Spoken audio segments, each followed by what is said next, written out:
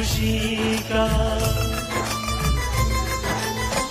कार्तिक मास दिन एकादशी का आया है पल, कैसा आया जी खुशी का। रुंझ बजा। तुलसी विवाह व्रत कथा। तुलसी विवाह की व्रत कथा। इस कथा को पढ़ने के बाद ही तुलसी विवाह माना जाता है पूर्ण। तुलसी विवाह 2023। तुलसी विवाह देव उठान एकादशी को भी करवाया जाता है और कुछ लोग उसके अगले दिन द्वादशी तिथि को भी तुलसी विवाह करवाते हैं। तुलसी विवाह की पूजा में व्रत कथा को पढ़ने का विशेष महत्व होता है। तुलसी विवाह 23 नवंबर और 24 नवंबर दोनों दिन करवाया जाएगा। यह 2023 में 23 नवंबर और 24 नवंबर 2023 को दोनों दिन करवाया जाएगा। आइए आपको बताते हैं तुलसी विवाह की संपूर्ण कथा विस्तार से। दैत्यराज कालनेमी की कन्या वृंदा का विवाह जालंधर से हुआ। जालंधर महाराक्षस था। अपनी सत्ता के मद में चूर उसने माता लक्ष्मी को पाने की कामना से युद्ध किया, परंतु समुद्र से ही उत्पन्न होने के कारण माता लक्ष्मी ने उसे अपने भाई के रूप में स्वीकार किया। वहां से पराजित होकर वह देवी पार्वती को पाने की लालसा से कैलाश पर्वत पर गया। भगवान देवाधिदेव शिव का ही रूप धारण कर माता पार्वती के समीप गया, परंतु मां ने अपने योग बल से उसे तुरंत पहचान लिया तथा वहां से अंतर्ध्यान हो गई। देवी पार्वती ने क्रुद्ध होकर सारा वृत्तांत भगवान विष्णु को सुनाया। जालंधर की पत्नी वृंदा अत्यंत पतिव्रता स्त्री थी।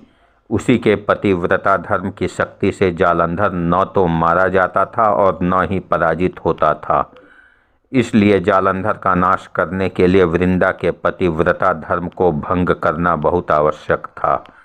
इसी कारण भगवान विष्णु ऋषि का वेश धारण कर वन में जा पहुँचे, जहाँ वृंदा अकेली भ्रमण कर रही थी।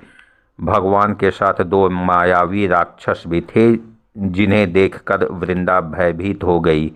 ऋषि ने वृंदा के सामने पल में दोनों को भस्म कर दिया। उनकी शक्ति देखकर वृंदा ने कैलाश पर्वत पर महादेव के साथ युद्ध कर रहे अपने पति जालंधर के बारे में पूछा। ऋषि ने अपने माया जाल से 2 वानर प्रकट किए।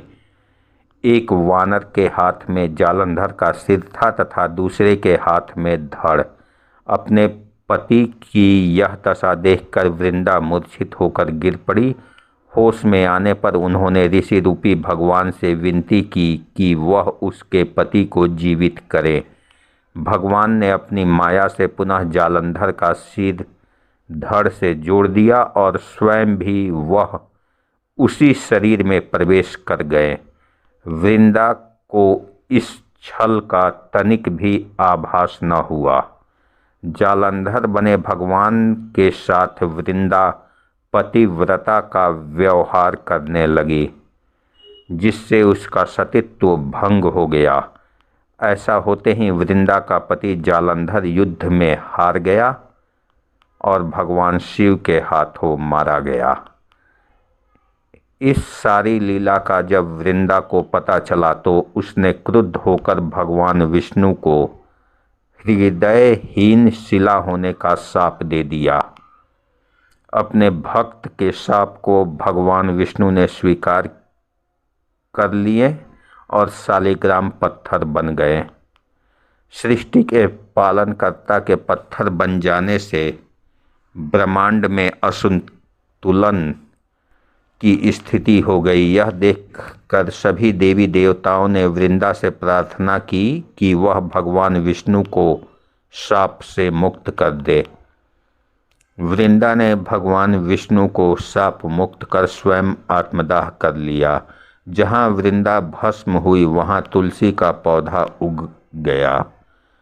भगवान विष्णु ने वृंदा से कहा, हे वृंदा, तुम अपने सतीत्व के कारण मुझे लक्ष्मी से भी अधिक प्रिय हो गई हो।